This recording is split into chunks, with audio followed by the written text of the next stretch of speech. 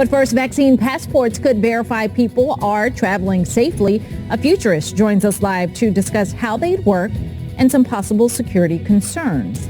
7:41, you're watching Fox 45 Morning News, all local, all morning.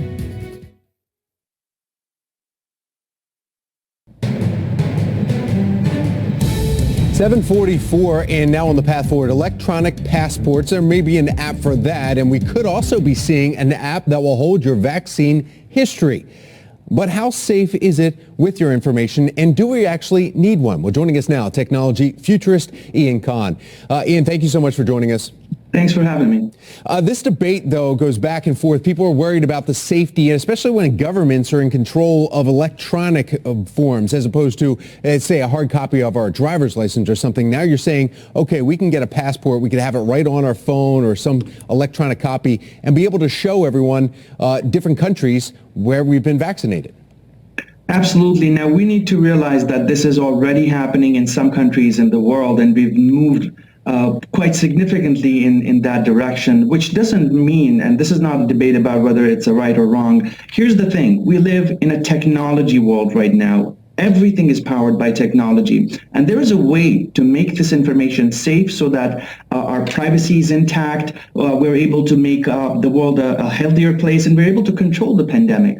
But what do you say to people like right now? Facebook has millions of people that had their accounts hacked. Equifax was just hacked just a couple of years ago here, and they're supposed to be a credit agency. They're supposed to have high security here. So what would make sure that somebody would hold on to our vaccines, or even, and people go, okay, vaccines, you must be talking about medical history there. So there is a separation. But what would say vaccines can be held safely into an electronic copy? There's a way to do this through blockchain technology, and if we do things in a specific way through blockchain, then it's possible that this information actually would be controlled by end users and people like you and me who've got vaccine information on our device.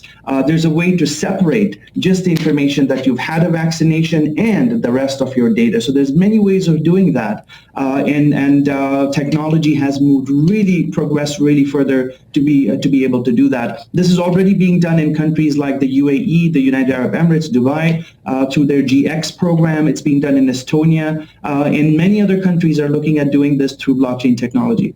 Some of those countries you mentioned, though, have different policies where they force people either to do it or not, where in the U.S. you have a choice. You don't have to be vaccinated for everything. We have non-vaxxers. Would this limit people, though? Is this an encouragement of limiting people on who can get in somewhere versus others who choose not to be vaccinated will be shunned?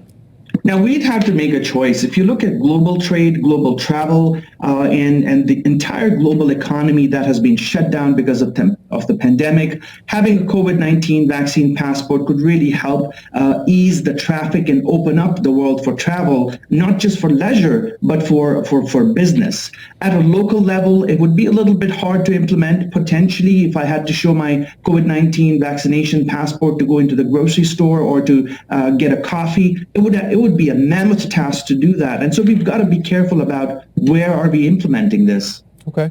Ian Kahn, futurist here, talking about vaccine passports and the possibility of future coming up in the next few years. Thank you so much for your input and your expertise. You're welcome. Thank you. Thank you. Sure.